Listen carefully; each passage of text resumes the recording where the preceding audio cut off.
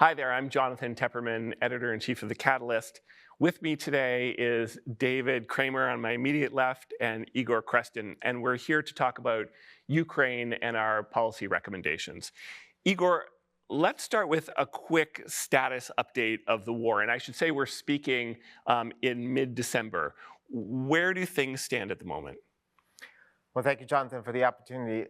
The battlefield situation in Ukraine is pretty grim. Russian forces, partially because of the complacency of Western partners in providing weapons, partially because of manpower shortages and other issues, have made significant progress on the battlefield, especially in the Donbas region. Over the last several weeks, months, Russian attacks on Ukrainian infrastructure have significantly escalated, including a fairly heavy attack today.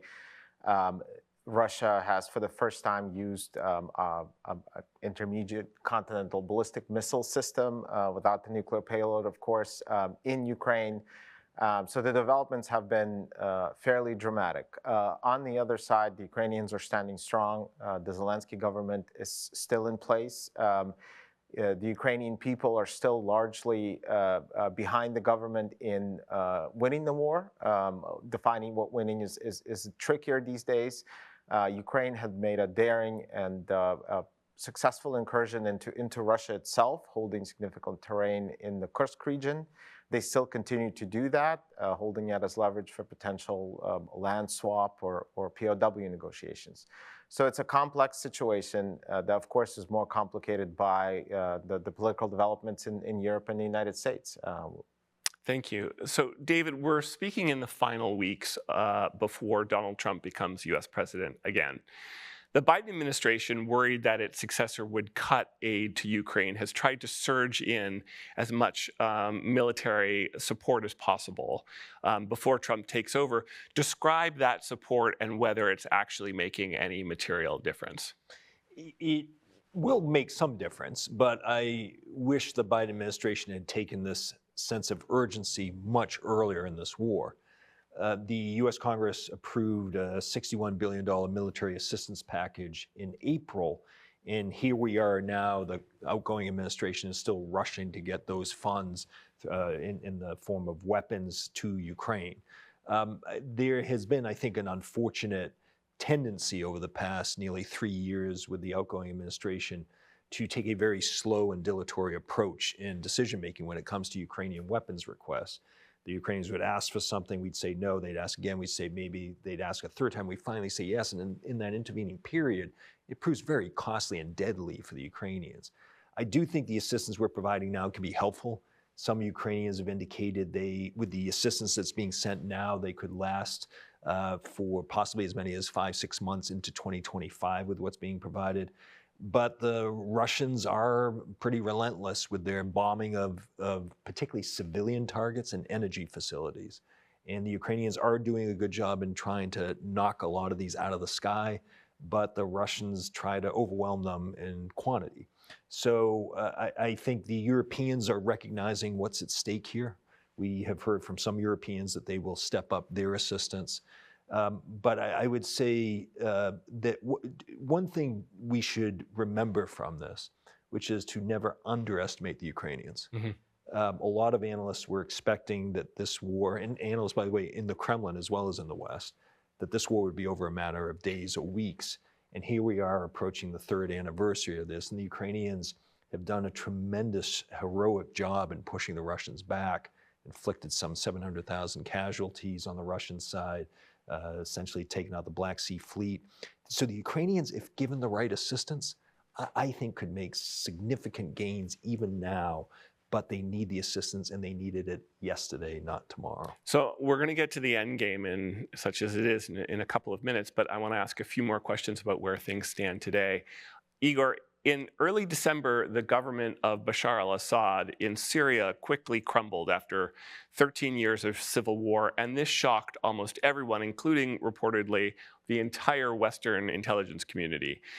A key reason, of course, for the fall of the regime was the sudden turnaround, or was the sudden Russian decision to withdraw its military support for Assad, which included pulling out most of its major assets very quickly. So my question to you is, Was Moscow's abandonment of Damascus a sign that Russia's war in Ukraine is really starting to limit Russia's ability to project power internationally? And will that start to have an impact, do you think, in other areas of the world where Russia has sought to exert influence militarily, especially Africa, which is its main other theater these days? Well, absolutely is the question. Russia has had a military presence in Syria for a number of years, since the Soviet times. It's had some military presence in Syria. The critical difference is in 2015, Russia exerted a lot of that military support to directly prop up the Assad regime and to help it stay in power. Right, it effectively became Assad's air force.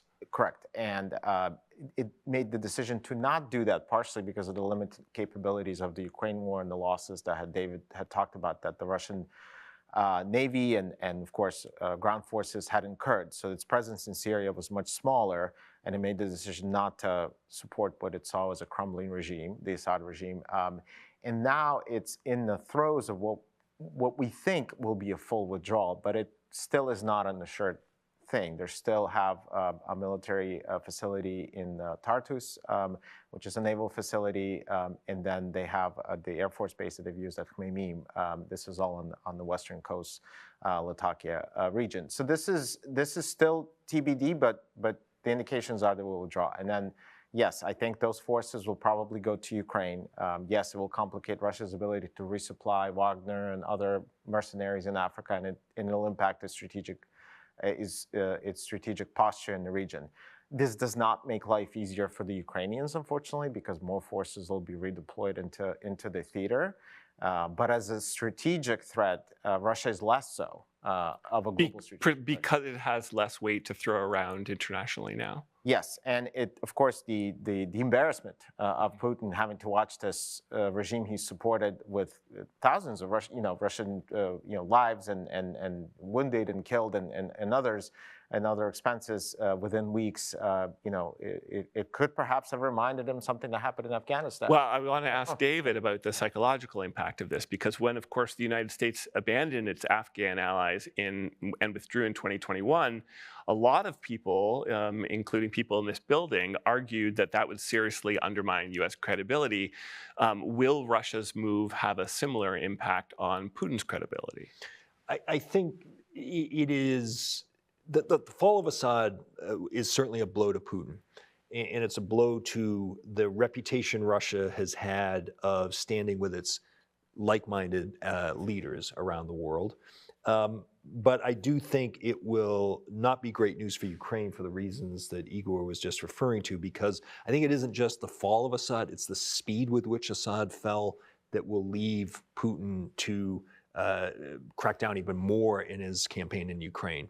It will make him less likely to negotiate. So that will pose a challenge, I think, to the incoming administration here.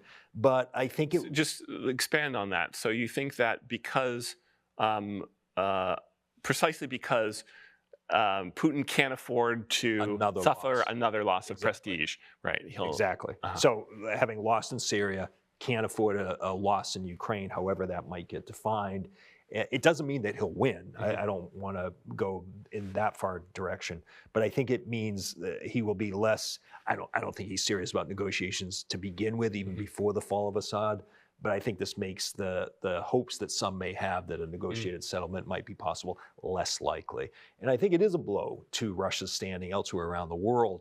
But even before the fall of Assad, I think there were strains in Russia's ability to project power, as evidenced by the fact that Putin convinced North Korea's leader Kim to send maybe as many as 10,000 troops. They weren't necessarily on the front line, but the Ukrainians, it does appear, have taken out a number of North Koreans because they were left vulnerable, as often Russian commanders leave their troops. And that suggests a little bit of desperation on Putin's part that he may not have the manpower to staff his campaign against Ukraine. Right. Now, Igor, President Trump is, of course, famously skeptical of aid to Ukraine, as is his Vice President-elect J.D. Vance. So the election has created a huge amount of uncertainty over Ukraine's future. What are you hearing from your friends and your contacts in Ukraine at the moment? I think that there's some some fear, but also some hope as well, especially with regard to sort of a newer approach that will recognize perhaps the urgency of the situation and create some new opportunities to get to peace, which frankly Ukrainians want. They've lived in it under these conditions for 3 years. As David mentioned, Russia indiscriminately bombs civilian targets specifically to create a psychological situation where you don't know if you walk out on the street in any corner of Ukraine, whether a Russian drone, a Russian missile, and that of course creates creates an environment where they'll hope that President Trump can change that and achieve peace. On the other hand, peace has to be just and sustainable, which is what we talk about in our brief. The president has nominated people who we think understand that.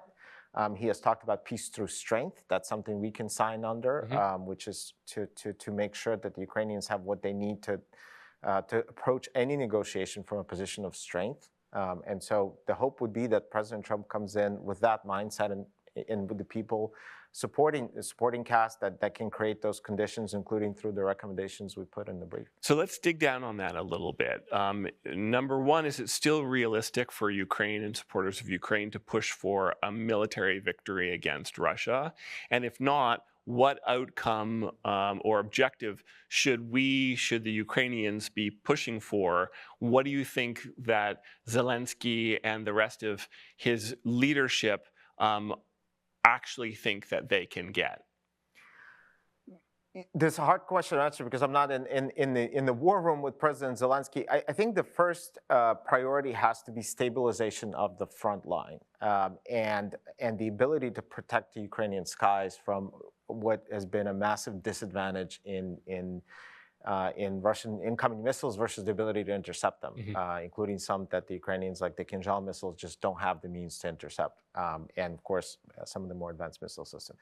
That should be the priority. I think it's with some time and the ability to give Ukraine, for instance, the policy we have toward Israel is to provide qualitative military edge to Israel. So the quality of the weapons matters, as well as the quantity, which of course, quantity has a quality of its own. But things first, to create those conditions where the Ukrainians can maneuver in an environment that will be more favorable to them. And then we think back to the 2022, to the counteroffensive in Kharkiv. They've had great success doing that when properly equipped, when properly armed, and when they have the assurance that the Western partners, including the United States, will stand behind them. From those conditions, I think it will be more feasible for President Zelensky and his team to actualize what's next. What part of it is military? What part of it is perhaps we have some sort of a ceasefire again from a condition of strength, and then diplomatically advance those other goals. The end goal, I think, for the Ukrainians and the United States should be the restoration of Ukraine's full sovereignty in its 1991 borders. Those goals should not change, because if they do, we will have emboldened Russia to do other bad things, and other actors like China to undertake similar things and think they can win. But it seems incredibly unlikely at this point that Ukraine is going to achieve that objective, the restoration of full Ukrainian sovereignty over all Ukrainian land, through military means anytime soon. So what are we likely to see in the next few years, especially if we do get talks between the two, or if the United States has included the three sides in the months and years ahead? So maybe I'll answer that, and David, you want to weigh in with the fact that 3 weeks ago, we would not have thought the fall of the Assad regime was a possible thing. We would have thought that Russia and Iran would come to their aid, and things happen gradually, and then they happen suddenly. Right. And that could be the case for Ukraine too. If we lose hope and minimize and negotiate against ourselves, or put the Ukrainians in the position to negotiate against themselves, we will eventually lose, because Putin's goals are broader than just a ceasefire. His goals is first and foremost to eliminate Ukraine's statehood and national identity through the war crimes that are being committed. And second is to change the global situation to be more favorable to Russia and its autocratic partners. The CRINC, we talk about the CRINC, talk about these new groupings, BRICS. Those are the bigger goals. So it's not just about Ukraine. So we have to recognize that the theater is broader than just Ukraine. The theater is the Middle East. The theater is Asia, and operate from that goal in mind. So it's not the best way to answer your question, but we certainly shouldn't say we will negotiate away Ukraine's sovereignty. I don't think we should. David, short of all-out military victory, what's the best case scenario for Ukraine right now? Well, let me just say, I said earlier, we should never underestimate the Ukrainians. We should also never overestimate the Russia's military capability. Russia was built into this invincible military power, and here we are. They've suffered tremendous losses in this war. I think there could be a possibility of some major military change if the Ukrainians are given the assistance. My doubts are not with the Ukrainians. My doubts are about the West and whether we can sustain the military assistance that the Ukrainians need. As Igor mentioned before, nobody wants this war to end sooner than the Ukrainians. They're the ones who are suffering and dying every single day. But Ukraine is a democracy, a fragile democracy, and Zelensky is a duly elected democratic president of Ukraine. He has to abide by the sentiment of his population. And most Ukrainians, a smaller percentage granted than before, but most Ukrainians still oppose territorial concessions because when people talk about compromises, it isn't just land, it isn't just territory, it's the people who live on the land. And consigning those millions of Ukrainians to live under brutal Russian control is not something most Ukrainians want to stomach. But I do think one thing we could and should aspire to is to build up Ukraine so that it's in the military strongest position if Ukrainians decide it's time to negotiate. The Ukrainians should drive this process. We shouldn't be pressuring the Ukrainians. If there's any pressure, it needs to be applied on Moscow. And Putin, to this day, has shown, in my view, zero interest in any serious negotiation. He wants to change the Ukrainian government. He wants recognition of Russian-occupied territory, including territory Russia doesn't currently occupy, and he wants Ukraine to remain a permanently neutral state. Those are all non-starters for the Ukrainians, as they should be, and we shouldn't force the Ukrainians into that kind of settlement. So we've referred now several times to the way the war has internationalized. We talked about North Korean troops. Iran and China have been backing the war almost from the beginning. Does this raise the danger that if the United States now gives further aid to Ukraine, we won't just be taking on Russia, but we'll be wading into a much wider war? I don't think so. For starters, the Ukrainians have never asked us to send our men and women to fight this fight for them. They do need our military assistance. It's the Russians who are bringing foreign fighters into this conflict. It isn't just North Koreans. There have been reports about Houthis from Yemen coming in. They have deceived migrant laborers who are working in Russia to go to the front lines. They're the ones who brought their prisoners first to the front lines. The Russians have been the ones who have been internationalizing this. They also have drawn many red lines, which Ukraine and we have crossed without really any serious consequences. The biggest concern that people in the West have had has been about the threat or possibility of the use of a tactical nuclear weapon. I've never believed the Russian threats in that regard. And so I think that is designed so that we pull back and we continue to tie the hands of the Ukrainians behind their back. We shouldn't fall for it. But I think if we continue to focus on providing the assistance that Ukraine needs, let the rest of the chips fall as they may. So Igor, beyond what we've already mentioned, what are your top recommendations for how the United States and the rest of the Western Alliance can help Ukraine now and in the months ahead? Well, as we talk about in the brief, the first is immediate, urgent, and substantial military assistance for the Ukrainians in order to be able to equip the military forces they have now, but also give them the strategic tools to hit back against Russia anywhere that the Ukrainians feel is appropriate to degrade Russia's capability to bomb Ukrainian cities, to of course, to gain an advantage on the battlefield, whatever tools are needed. That should really be the first priority. The second priority is the sanctions regime, which has been gradually tightened, but the Russians have been ahead of the game in trying to find willing partners, including the nations like China and other transshipment hubs, to get what they need. Some of that, sadly, is even coming from the United States through third parties, advanced chips and other things that go into Russian weapons.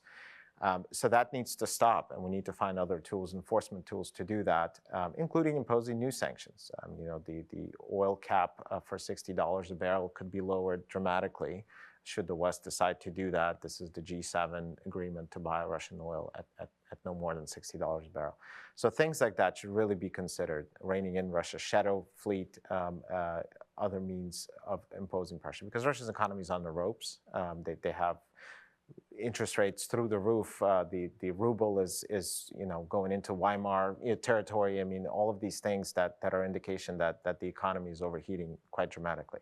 We need to take advantage of that. The third, and I think this is the most important long-term one, is Ukraine's admission into NATO. NATO is the gold standard. It's the only thing that can guarantee Ukraine's long-term security. The simplest reason why the Baltic states still have their independence today and were not first on the list is because they joined NATO just in the nick of time before Putin decided that he would turn on to in this path of war against the West, which is what it is. But respond to the concern that inviting Ukraine into NATO would actually increase the risk of war rather than decreasing it, because it would commit the United States to coming to its direct support, to supporting it directly if further attacks were to occur. Well, I think that concern is overblown because of the example I gave, which is that the West has been able to expand NATO safely and through the will of the people, and Russia has said, okay. In fact, Russia has never lodged any official complaints in 1997 when concluding the NATO-Russia treaty about NATO expansion. It has understood that the full weight of NATO's military power and economic power would be too much for them to stomach. What they tried to do is intimidate NATO into thinking, as David mentioned, that there will be some very dramatic escalation because the Russian posture is escalate to de-escalate is the way they think about these issues strategically. So I think those concerns will be overblown. And if there's a sustainable way to bring one proposal the former head of NATO, Rasmussen, had is once the ceasefire is achieved, the territory under Ukrainian control becomes the one that's protected by Article 5, and the other parts are left to determine later and through diplomatic means. So there's ways to do this, and I think the concern is greatly overblown that Putin will risk a war. Well, David, I want to ask you about a related question, which is to respond to the argument that has had a lot of currency in the United States for many years, that it's inviting former Soviet satellite states or former Soviet states themselves into Ukraine that has provoked Putin in the first place and is his main source of grievance against Ukraine and against the West. To take that argument to its logical conclusion, bringing Ukraine now into NATO would be the worst thing that we could do in terms of Russia's relations with its neighbors. Let me just first add one item to Igor's, I think, comprehensive list, which is on tightening the noose around Russia economically. It's to take what we have frozen, which is $300 billion in Russian assets stupidly left in Western financial institutions, and seize that money, making it available to Ukraine in one form or another. That money should never return to Russia. Russia should be forced to pay for the damage it has caused in Ukraine, and that $300 billion is serious money. The NATO, those who argue that NATO enlargement is responsible for all this, I think overlook the history, not least is Ukraine itself. In 2013, the pro-Russian leader of Ukraine, Viktor Yanukovych, was about to sign agreements, not with NATO, because Yanukovych decided to pass legislation and sign it into law to make Ukraine a non-aligned state, but to sign agreements with the European Union. NATO had nothing to do with the decision by Putin to pressure Yanukovych in November 2013 not to sign the agreements, again, with EU, not NATO. No one was talking about Ukraine and NATO in 2013, 2014, and still Putin invaded Ukraine. I actually think in 2008 with Georgia, it was the fact that NATO didn't agree on providing a membership action plan to Georgia that it made it more vulnerable. In 2022, Zelensky was trying for NATO membership. He was getting nowhere, including from President Biden. The Germans were opposed to it. So Putin didn't have a good read if he felt NATO was the issue then. To me, Putin invaded Ukraine because he doesn't view it as a truly sovereign and independent state. He doesn't want Ukraine to succeed and pose an alternative to Russia, a fellow Slavic nation. And he wants to try to undermine democracy, and Ukraine is an example of a successful country in transition. And so I do agree completely that countries that are in NATO sleep better at night knowing they have Article 5 security guarantees. The Baltic states, which are vulnerable should Russia decide, do sleep better because of that security guarantee. And I think extending it to Ukraine, and it would be the territory, at least initially, that Ukraine controls, not the entire internationally recognized borders. Ideally, that would be regained by Ukraine over time. There is a way of doing this. I mean, West Germany, for example, was admitted in 1955. East Germany was under Soviet control and essentially occupation. So there's precedent there. There wasn't a full-blown war going on at the time. And even if NATO were to extend an invitation to Ukraine to join tomorrow, it wouldn't join the next day. It would be a years-long process. But the key is, as Igor was mentioning, it signals to the Ukrainians that NATO will stand with them.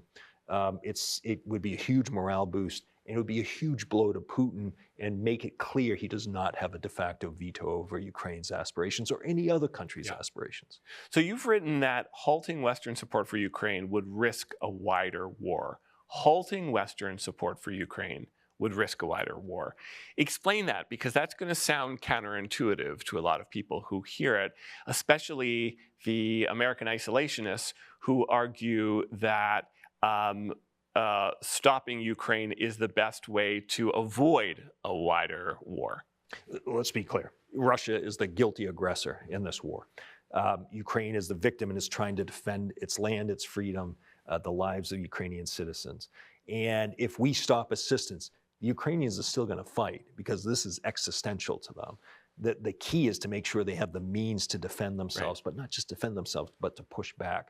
And so I actually think we would see a bigger, worse bloodbath than what we've been seeing now with terrible toll on the Ukrainians. Putin would see this as withdrawal by the West. You mentioned our withdrawal from Afghanistan in 21. This would be viewed as withdrawal from Ukraine, from Europe for that matter.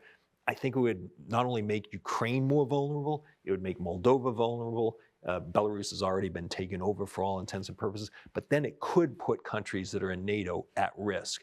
And if we don't go and defend countries that are in NATO, NATO is then finished as an alliance. I think it would lead to a wider conflict unless we give Ukraine what it needs.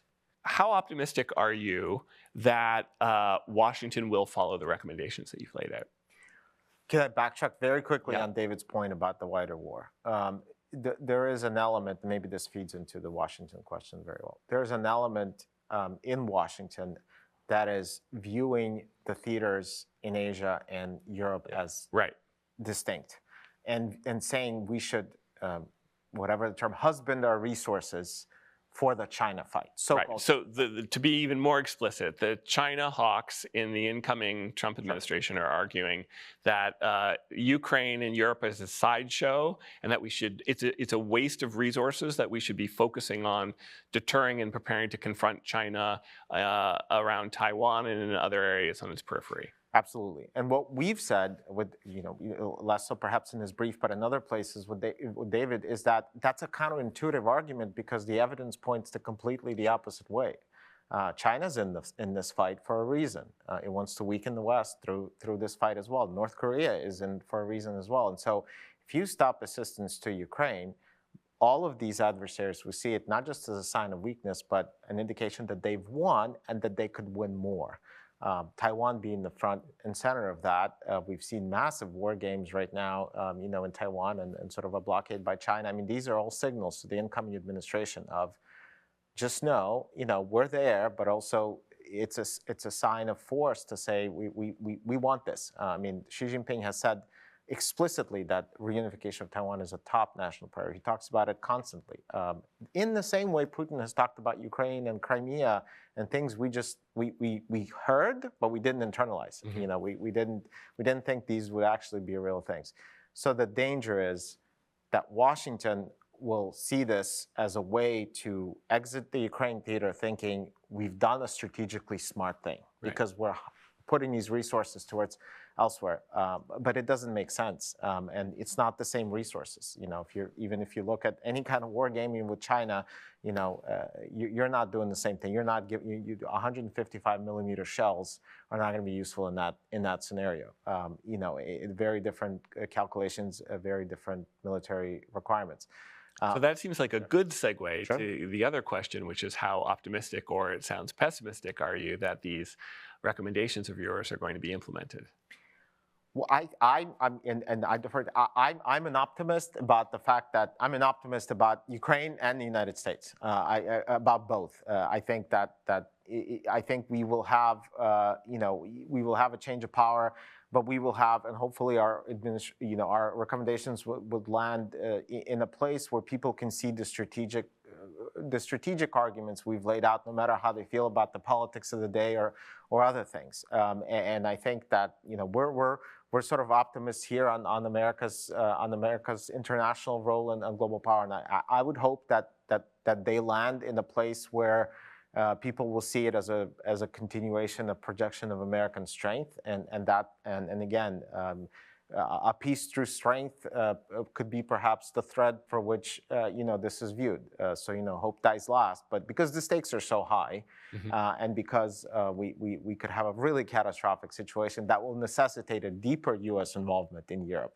I mean, if you don't want to fight another war in Europe, help Ukraine. It's less resource intensive. They're not asking for our men and women.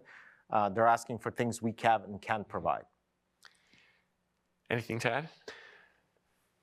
I know we all pay attention to what various figures in the transition are saying, but I think it's a better use of time to pay attention to what they do once they assume office.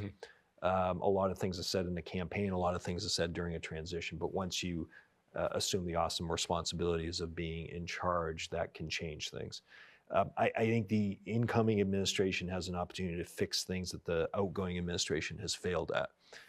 Expedited decision-making on weapon systems, lifting restrictions on the weapons that we have provided, and then looking at the issue of NATO, where I think the outgoing administration had two opportunities in Vilnius in the summer of 2023 and DC in 2024 to extend an invitation for Ukraine to NATO. It didn't. This administration will have an opportunity to fix that. I think framed in that way, because each administration likes to do things differently than its predecessor, I think there is some hope, but we'll have to wait and see once they assume office on what kind of approach they take. I don't think any administration, the current one or the one coming in, will want to own Ukraine's failure, Ukraine's demise. And so I would hope that they would understand that victory for Ukraine is not only in Ukraine's interest, it's in America's interest too. Thank you both for this excellent conversation about Ukraine. Let's hope that people in Washington, as well as in the rest of the country and around the world, watch this interview. For those of you who have watched it and are interested in reading more about Ukraine, specifically the Bush Institute's recommendations, I recommend our policy brief, the link to which you'll find on the same page where this video is posted. Thank you very much.